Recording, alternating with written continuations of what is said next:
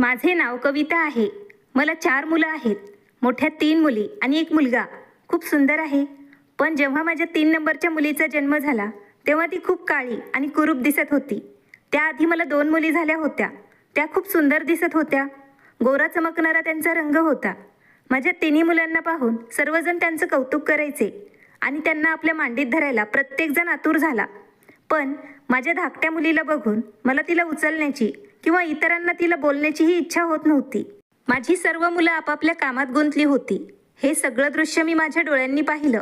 पण एकदाही मला असं वाटलं नाही की ही माझीच मुलगी आहे किंवा मी तिला जन्म दिला आहे. निदान तिची काळजी तरी मीच घ्यायला हवी होती. पण मी आई असूनही माझ्या मुलीबद्दल इतकी अनभिज्ञ कशी राहिले मला माहीत नाही. मी तिच्याकडे लक्षच दिले नाही. माझी सर्व मुलं आता तरुण झाली.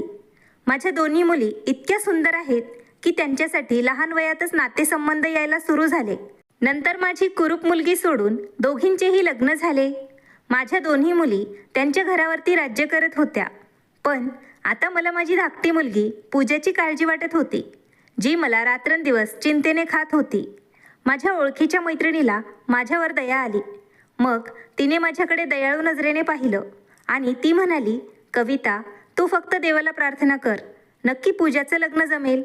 मी तिच्याशी वाद जास्त घातला नाही, कारण मला माहीत होतं की आजकाल लोकांच्या पसंती खूप हायपाय झाल्या आहेत. त्यांना फक्त गोऱ्या मुली हव्या आहेत. एके दिवशी माझ्या शेजारची एक बाई आमच्या घरी आली आणि ती म्हणाली की तिचे ओळखीचे खूप चांगले स्थळ आहे. जर तुम्हाला हवं असेल तर मी त्यांना तुमच्या घरी आणेन. पण मुलगा अपंग आहे. त्याचे वडील खूप पैसे कमवतात. त्या मुलाला पैसे कमवण्याची काही गरज नाही. त्यांची वडिलोपार्जित संपत्ती खूप आहे. त्यामुळे हे सर्व ऐकून मी त्या लोकांना नकार का देऊ? मी म्हणाले, मला मान्य आहे. काही दिवसांनी ते लोक आमच्या घरी आले. मुलगा पण त्यांच्यासोबत आला होता. तो खूप सुंदर आणि देखणा मुलगा होता. त्यांच्यात एकच दोष होता की तो मुलगा अपंग होता. आम्हाला तो मुलगा आणि त्याचे कुटुंबीय खूप आवडले. पण आमच्या मनात एकच भीती होती, कदाचित माझ्या मुलीला तो नाकारून निघून जाईल. मला भीती वाटत होती, कारण माझी मुलगी काळी आणि कुरूप होती. माझी मुलगी त्यांच्या समोर येताच तो मुलगा रागाने जागेवरचा उठला आणि त्याच्या काठीचा आधार घेत चालू लागला. तेव्हा मी विचारात पडले, तो असं नको म्हणायला की कुरूप मुलगी माझ्यासाठी तुम्ही दाखवत आहे का? आम्ही खूप श्रीमंत लोक आहे. मला काळजी वाटत होती की जर एखाद्या लंगड्या माणसानेही माझ्या मुलीला नाकारले तर इतर लोक काय बोलतील, या विचारामुळे माझा बीपी वाढू लागला आणि मी बीपीची रुग्ण झाले. माझे पतीही म्हणायचे, तिचं लग्न झालं नाही तर तुला काय प्रॉब्लेम आहे? देवाने तिचे भविष्य लिहिलेच असेल ना. मी त्यांच्याशी पुन्हा तिच्या लग्नाबद्दल कधीच बोलले नाही. पण आता करण त्याच्या वडिलांसमोर उभा राहून त्यांना म्हणाला, मला पुढे शिक्षण शिकायचे आहे असं तो सांगत होता. मी स्पष्ट त्याला नकार दिला. म्हणून तो निराश होऊन त्याच्या खोलीत गेला. त्याला एक दिवस अमेरिकेला जायचं होतं. काहीही झालं तरी मला अमेरिकेला जायचंच आहे असं तो म्हणत होता. त्यामुळे काहीही विचार न करता अजयने एका मिनिटात त्याला परवानगी दिली. मग मी घरात खूप गोंधळ केला. पण मी काहीही केलं तर काय होणार नव्हतं. करणने पटकन अमेरिकेला जाण्याची तयारी केली आणि मग आठवडाभरातच माझा लाडका मुलगा करण अमेरिकेला निघून गेला. तेव्हा मला असे वाटू लागले जसं माझा प्राण निघून गेला आहे. त्याच्यापासून विभक्त झाल्यामुळे एक दिवस माझी तब्येत थोडी बिघडली. तेव्हा पूजाने माझी खूप सेवा केली. पण काही दिवसांनी माझी तब्येत चांगली झाली. तेव्हा मी पूजाच्या मागे लागले, कारण जेव्हापासून करण अमेरिकेला गेला होता आता मला पूजाचे लग्न करून टाकायचे होते. म्हणून मी त्या लग्न जुळवणाऱ्या माझ्या मैत्रिणीला हात जोडून म्हणाले, मी तुला खूप पैसे देईन, पण माझ्या मुलीचे लग्न जमव. ती निघून गेली. तेव्हा माझी सासूही त्यांच्या खोलीतून बाहेर आल्या आणि मला सांत्वन देऊ लागल्या. मी त्यांना म्हणाले, अहो आई, मला काही युक्ती सांगा जेणेकरून मी पूजापासून मुक्त होऊ शकेन. माझी सासू म्हणाली, स्वतःच्या मुलीबद्दल एवढा तिरस्कार करणे योग्य नाही. तेव्हा मला माझ्या सासूच्या डोळ्यात खूप दुःख दिसले. म्हणून मी त्यांना विचारू लागले, काय झालं? तुम्ही एवढ्या उदास का आहात? पण अचानक माझ्या प्रश्नाचे उत्तर न देता त्या पुढे सरकल्या आणि म्हणाल्या की मला असे वाटत आहे काहीतरी खूप वाईट घडणार आहे. माझे हृदय खूप वेगाने धडधडू लागले आहे. काहीतरी वाईट घडणार असे मला वाटत आहे. मी अनेक वेळा विचारूनही त्यांनी मला काहीच सांगितले नाही. बहुधा जुन्या लोकांना काही अघटित घडणार असेल तर त्याचे संकेत अगोदरच मिळतात. त्या अनेक दिवस गप्प गप्प खोलीबाहेर बसून राहिल्या. मी अनेकदा एक गोष्ट लक्षात घ्यायचे की जेव्हाही माझी सासू खोलीत जायची तेव्हा एक बॉक्स उघडून बसत होती आणि नंतर आजूबाजूला पाहून दरवाजा आतून लॉक करायच्या. नंतर हळूच तो बॉक्समधील वस्तू बाहेर काढून मग त्या आत खूप रडत होत्या. मी माझ्या पतीला अनेक वेळा विचारले, पण त्यांनी मला नेहमी टाळले आणि काहीतरी कारण सांगून विषय बदलला. माझ्या 2 मोठ्या बहिणीही होत्या. त्या इतर शहरात राहत होत्या. त्या बऱ्याच वेळा माझ्याकडे येत होत्या. यावेळी माझ्या नंदेची तब्येत अचानक बिघडली होती. तेव्हा मी माझ्या नवऱ्याला घरी बोलावून घेतलं. त्या रात्री माझ्या नंदेची तब्येत अचानकच खूप बिघडली. त्यांना हृदयविकाराचा झटका आला आणि मग त्या आम्हाला सोडून गेल्या. हे सर्व अचानक घडलं. त्यामुळे त्या धक्क्यातून बराच वेळ आम्ही बाहेर आलो नाही. तिने जाताना तिच्या आईला सांगितले, मला माफ कर आई, आजपर्यंत मी तुला सुख देण्याचा प्रयत्नच केला नाही. शेवटी ती कोणाला दुःख दिले असे बोलत होती. माझ्या सासूबाईची तब्येत आता बिघडली होती. माझ्या दोन्ही मुली पण माझ्या सासू आईला एकच सांगायच्या, आजी तुम्ही पुन्हा एकदा भूतकाळात जात आहात, त्यामुळे तुमची तब्येत बिघडत आहे. त्यांच्या मुलीच्या मृत्यूचा त्यांना जास्तच धक्का बसला होता. त्यांची मुलगी त्यांच्या आयुष्यातील एक मोठी संपत्ती होती. कधी कधी मी विचार करत असते की मला माहीत नाही का माझी नणंद कोणाला दुःख देण्याबद्दल माझ्या सासूसोबत बोलत होती. माझ्या सासूचा भूतकाळ काय आहे? मी या प्रकरणाचा खूप वेळ विचार करत राहिले. पण माझ्या नंदेचे निधन होऊन खूप दिवस झाले होते. आता माझी सासू विचार करत होती की आता त्यांच्या सुनेच्या उपस्थितीतच त्यांनी त्यांच्या कर्तव्यातून मुक्त व्हावं. तेव्हाच माझं लग्न जमवणारी मैत्रीण मला म्हणाली, दीदी मी तुम्हाला ज्या स्थळाबद्दल सांगणार आहे ते ऐकून तुम्ही सुद्धा स्तब्ध व्हाल. मी तिच्याकडे लक्ष दिलेच नाही. तेव्हा ती म्हणाली, मी उद्या मुलाकडच्या मंडळींना घरी घेऊन येईल. एवढं बोलून ती निघून गेली. मी दुसऱ्या दिवशी चांगला स्वयंपाक बनवला. तो मुलगा खूपच सुंदर आणि श्रीमंत होता. मी त्यांना विचारले, तुम्ही चहा पिणार का? तेव्हा ते लोक म्हणाले, नाही, आम्ही मुलीला पाहायला आलो आहोत. आज इकडे या मुलाची आई येऊ शकली नाही कारण त्या आजारी होत्या. माझी कुरूप मुलगी पूजा त्यांच्या समोर आली होती. तेव्हाच त्या मुलाने तिला एका नजरेत पसंत केलं.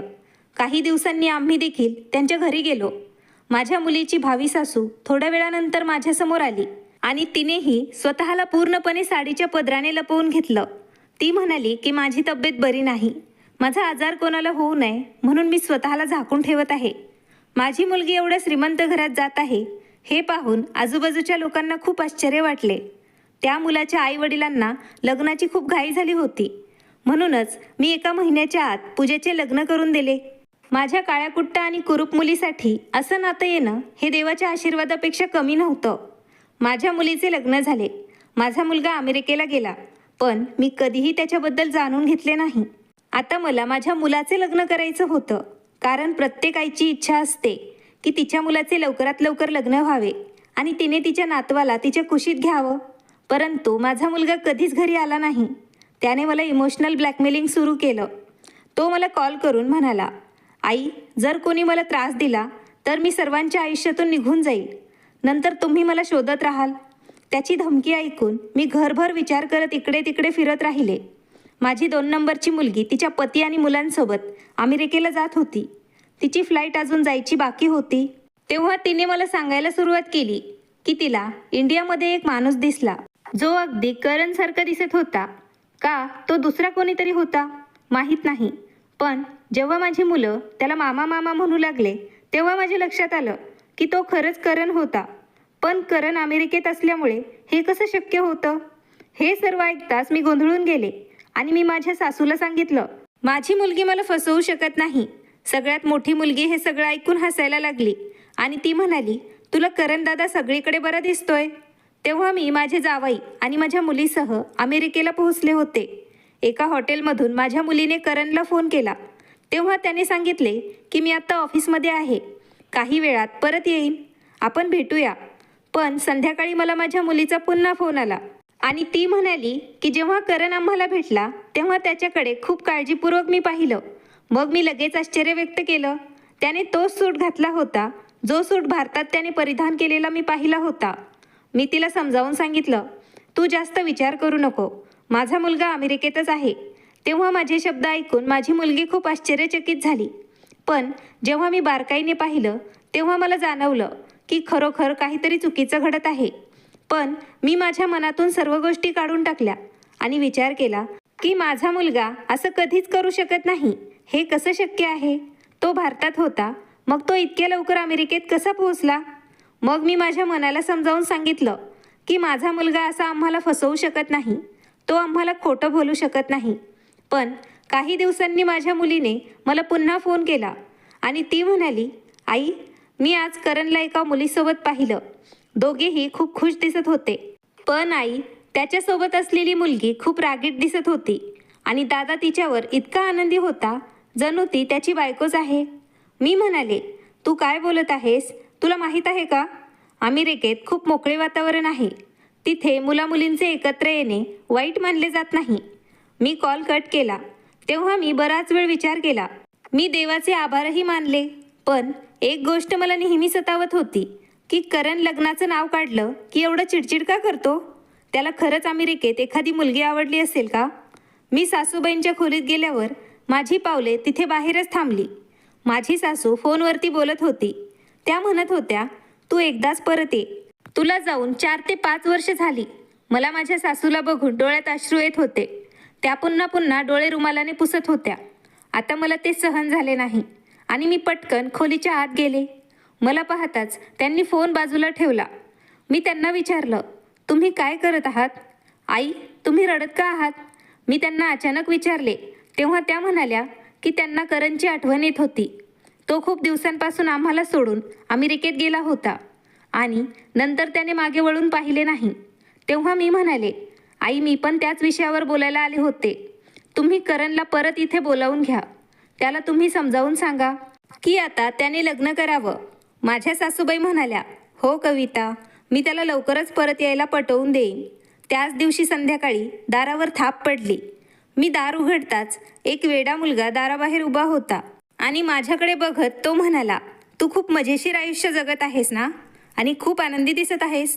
तू तुझ्या कुरूप मुलीचे लग्न केले आहे एका श्रीमंत कुटुंबात आणि ते खूप देखणा मुलगा आहे. जर तुम्ही ते केले असेल तर तुमची जबाबदारी संपली आहे का? तुम्ही जा आणि तुमची मुलगी कोणत्या परिस्थितीतून जात आहे याची चौकशी करा. तुम्ही आता तिची चौकशी केली नाही तर देव तुम्हाला नक्कीच याची शिक्षा देईल. तुम्ही आयुष्यभर माफी मागत राहणार. पण हे सगळं ऐकून मला आश्चर्य वाटलं की हा वेडा मुलगा माझ्या मुलीला कसं काय ओळखतो. मला काळजी वाटत होती. पूजेची काय अवस्था झाली असेल. मी पण तिचे लग्न करण्याची खूप घाई केली होती. मी लगेच माझ्या सासूच्या खोलीत जायला निघाले. तेव्हा मला सासूबाईंच्या खोलीच्या खिडकीतून जे काही दृश्य दिसले ते पाहून मला आश्चर्य वाटले. माझी सासू एक बॉक्समधून एक फोटो काढून त्यासमोर रडत होती आणि पुन्हा पुन्हा त्या फोटोकडे पाहत त्या माफी मागत होत्या. तेव्हा मी शांतपणे माझ्या खोलीत आले आणि मी विचार करत होते, एकीकडे माझ्या सासूचे वागणे आणि दुसरीकडे माझ्या मुलीवर होणारा अत्याचार. मला देवाची भीती वाटत होती. माझ्या मनावर ताबाच नव्हता. मला रात्रभर नीट झोपसुद्धा लागली नाही. आज या सगळ्या गोष्टी मला प्रचंड अस्वस्थ करत होत्या. सकाळ होताच मी ठरवलं होतं की आज मी नक्कीच पूजाकडे जाईल. दुसऱ्या दिवशी सकाळी अचानक माझ्या दोन्ही मोठ्या मुली घरी आल्या होत्या. त्या दोघी माझ्याकडे आल्या. मोठी मुलगी जी अमेरिकेला राहत होती, तिचा चेहरा फिका पडला होता. तिला नाराज असण्याचे मी कारण विचारल्यावरही ती काहीच बोलत नव्हती. आणि नंतर काही वेळाने ती मला म्हणू लागली की आई, करणचे अमेरिकेत एका मुलीशी लग्न झाले आहे आणि त्याने हे सर्वांपासून लपवून ठेवले आहे. आम्ही सर्वजण आश्चर्याने तिच्या चेहऱ्याकडे पाहत होतो. खूप वेळानंतर कविता म्हणाली, बेटा, तू तुझ्या भावावर असे आरोप का करत आहेस? काल रात्रीच मी त्याच्याशी बोलले होते आणि तो म्हणत होता की तो लवकरच इकडे परत येईल. माझी मुलगी माझ्या चेहऱ्याकडे पाहत राहिली आणि मग ती तिचं डोकं धरून खाली बसली आणि म्हणाली, आई, तुमचा विश्वास असो वा नसो, पण मी म्हणते की त्याचं लग्न झालं आहे. मी माझ्या मुलीकडे लक्ष दिले नाही. मी म्हणाले, आज मला पूजेच्या घरी जायचं आहे. मी तिकडून परत आल्यावर तुझ्याशी बोलेन. मी आणि माझी सासू नेहमीप्रमाणे गाडीत बसलो होतो. आज मला कोणाशीच बोलावं पण वाटत नव्हतं. सुमारे 1 तासाच्या प्रवासानंतर आम्ही पूजाच्या घरासमोर पोहोचलो होतो. सासूबाई पहिल्यांदाच त्यांच्या नातीच्या सासरच्या घरी आल्या होत्या. तेव्हा तेथील सेवकाने आम्हा दोघींना सांगितले की सध्या फक्त लहान मालकीनच इकडे राहत आहेत आणि बाकीचे काही वेळानंतर इकडे येतील. आम्ही घरात प्रवेश करताच माझ्या सासूबाई तेथील घरातील दृश्य पाहून भारावून गेल्या होत्या. आमच्या कुरूप मुलीचेही असे नशीब असू शकते असे आम्हाला वाटले नव्हते. आम्ही एका खोलीत बसलो होतो. तेव्हा अचानक उजव्या बाजूला भिंतीवर असलेली एका महिलेचा फोटोवर सासूबाईंची नजर पडली. त्या म्हणू लागल्या, कविता, ते बघ, पूजेची लाईफस्टाईल पाहून आज आम्ही थक्क झालो आहे. आज तिच्या चेहऱ्यावर एक अनोखी चमक दिसत होती. पूजा त्या फोटोमध्ये कुरूप नाही, खूप सुंदर दिसत होती. आता तो फोटो पाहून त्यांना लवकरात लवकर तिथून निघून जावं असं वाटत होतं. पण साडीच्या पदराने चेहरा लपवलेली बाई त्यांना म्हणाली, अहो आई, तुम्हाला जाण्याची एवढी घाई का झाली आहे? तुम्ही बसा, काही वेळात सगळे लोक येतील. सगळ्यांना भेटून जा. नंतर ती स्त्री म्हणाली, आम्हाला मुलगी दिल्याबद्दल तुमचे खूप खूप आभार. तुमच्या मुलीच्या रूपाने आमच्या घरी लक्ष्मी आली आहे. काही वेळाने सर्वजण तिथे आले. ते सर्व बसून बोलत होते. तेव्हा एक मुलगी दारातून आत आली. त्या मुलीच्या मांडीवर एक मूल होतं, जे खूप सुंदर दिसत होतं. पण तिला आलेलं पाहताच साडीचा पदर घेतलेल्या स्त्रीने तिच्या हातातील बाळाला आपल्या मांडीवर घेतले आणि त्याच्यावर प्रेम करायला सुरुवात केली. एवढं लहान मुलांवर कोण प्रेम करतं का? या विचाराने मी तोंड दुसरीकडे वळवले. पण तेव्हा ती स्त्री फक्त माझ्याकडेच बघत होती. मग ती अचानक उठली आणि माझ्या कुशीत साप पडल्यासारखं मी उडी मारली. ती म्हणाली, काय झालं? तुमच्या पायाखालची जमीन निघून गेली का? तुम्हाला वाटत असेल तुमची मुलगी 3 महिन्यात मुलाला जन्म कसा काय देऊ शकते? ती आई कशी होऊ शकते? पण माझ्या मुलीच्या सासूबाई म्हणू लागल्या की आजी होण्यासाठी तुम्हाला वाट पाहावी लागणार नाही. आता तुम्ही आजी झाल्याच आहात. हे सर्व ऐकून मला त्या बाईचा अतिशय राग यायला लागला. ती म्हणू लागली की हा नातू तुमचाच आहे. मी मागे वळून पाहिलं आणि त्याला पाहून माझ्या पायाखालची जमीनच सरकली. मी त्यांना विचारलं, हे सर्व कसं काय शक्य आहे? पूजाचा चेहरा काळवंडलेला होता, पण आता ती गोरी दिसत होती. मी पुढे सरकले आणि त्या बाईच्या चेहऱ्यावरून पदर काढून टाकला होता. तिला बघून माझा श्वास मी रोखवून धरला होता. मला समजले नाही की हे सर्व काय आहे. मी म्हणाले, अहो आई, हे सर्व काय होत आहे? कृपया मला कोणी काही सांगेल का? माझ्या सासूबाईंनी सांगितलेली गोष्ट ऐकल्यावर मला जाणवलं, कळत न कळत मी सुद्धा माझ्या सासूच्या पावलावर पाऊल टाकत आहे. किंबहुना माझ्या सासूबाई ज्या प्रसंगातून गेल्या होत्या त्यातून मी पण जात होते. आणि मी माझ्या स्वतःच्या मुलीला माझ्या द्वेषाचे लक्ष्य बनवले होते. माझ्या सासूने मला सांगितले, जेव्हा मला 3री मुलगी झाली तेव्हा 3 मुली खूप सुंदर होत्या. पण बाळंतपणात एक मुलगी जन्मतः वारली होती आणि त्यांनी पूजाला खूप काळजीने लहानाचे मोठे केले होते. पण ती 3री मुलगी खूप काळी आणि कुरूप होती. मला संशय यायचा की ती मुलगी माझी नाही. पण मला आज समजले, ती मुलगी माझ्या सासूचा नौकर रामूची होती. रामू खूप आजारी पडला होता आणि त्याच्या जगण्याची शक्यता नव्हती. मग त्याने आपल्या नवजात निरागस मुलीला पूजाला त्याच्या सासूच्या स्वाधीन करायला सांगितले होते. त्याने सांगितले, माझ्या मुलीला तुमच्याशिवाय या जगात कोणीच नाही. माझ्यानंतर माझ्या मुलीची तुम्हीच काळजी घ्या. देव तुम्हाला नक्कीच त्याचं फळ देईल. आणि माझ्या सासूने त्यांच्या नोकराची मुलगी पूजाला मिठी मारली. तेव्हा त्यांनी रामूला आश्वासन दिलं होतं की पूजाला मी माझ्या नातीसारखं वाढवणार. पण मला मात्र पूजा अजिबात आवडली नव्हती. कारण पूजा जेव्हा माझ्या मुलांसोबत खेळायची तेव्हा ती वेगळीच दिसत होती.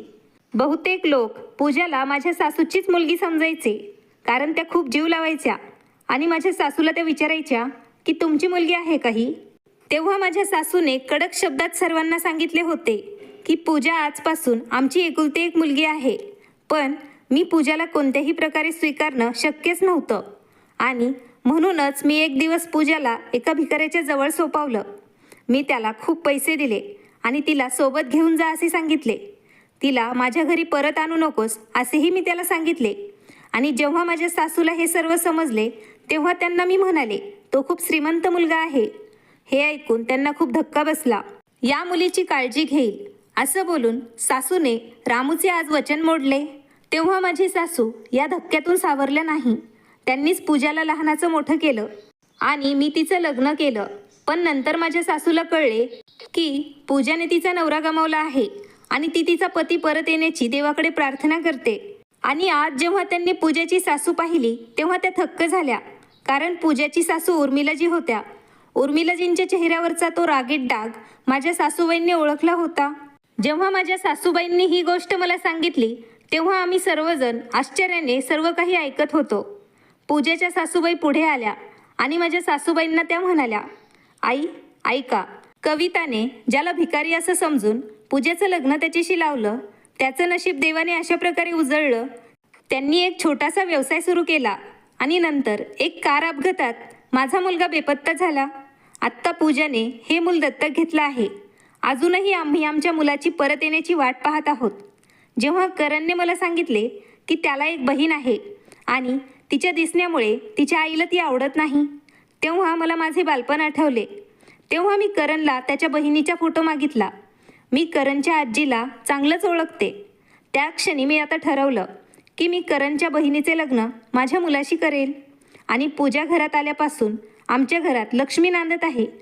पूजा माझ्या मुलावर खूप प्रेम करते आणि तेव्हाच मी पूजेच्या सासूबाईंच्या पाया पडले होते. मी त्यांना म्हणाले, मला माफ करा, तुम्हीच माझ्या मुलाला परत बोलवू शकता. आज 5 वर्ष झाली पण त्याने मला माफ केलं नाही. तुम्ही एकदा त्याला बोलून बघा, ते परत येईल. आणि मग पूजेच्या सासूबाईंनी मला माफ केलं आणि त्यांनी माझ्या मुलाला सांगितलं, आता सर्वांनी एकमेकांना माफ करा आणि तू आता घरी ये. माझ्या मुलाने पण मला माफ केले आणि मलाही माझी आता चूक कळली की मी माझ्या मुलीच्या काळ्या दिसण्यामुळे तिच्या बालपणाकडे पूर्णपणे दुर्लक्ष केले. पण आता माझ्या मुलीचे पती सुखरूप घरी आले आहेत. नंतर मी करण आणि माझ्या सुनेला माझ्या घरी आणले होते. आता आमच्या कुटुंबात फक्त आनंद होता. पूजा तिच्या संसारात आनंदी होती आणि माझा मुलगा करण त्याच्या पत्नीसोबत खुश होता. आजूबाजूला आनंद होता. ते पाहून माझं मन प्रसन्न होतं. पण आजही जेव्हा मी त्या वेड्या मुलाचा विचार करते ज्याने मला माझ्या चुकीची जाणीव करून दिली, तो मला म्हणाला, तुम्ही जा आणि तुमच्या मुलीची चौकशी करा. त्यामुळेच ते प्रसंग आठवले की आजही माझे हृदय हादरते. हा तो वेडा मुलगा होता जो देवाने माझ्या घरी पाठवलेला देवदूत होता, ज्याने मला माझ्या चुकीची जाणीव करून दिली होती आणि माझ्या मुलाने मला माफ करण्याची संधी दिली होती. म्हणूनच देवाने ही लीला निर्माण केली होती आणि त्याच्या एका देवदूताला वेड्याच्या वेशात देवाने माझ्या दारात पाठवले होते. जर तुम्हाला आमची कथा आज आवडली असेल तर लाईक, शेअर आणि सबस्क्राईब करायला विसरू नका. धन्यवाद.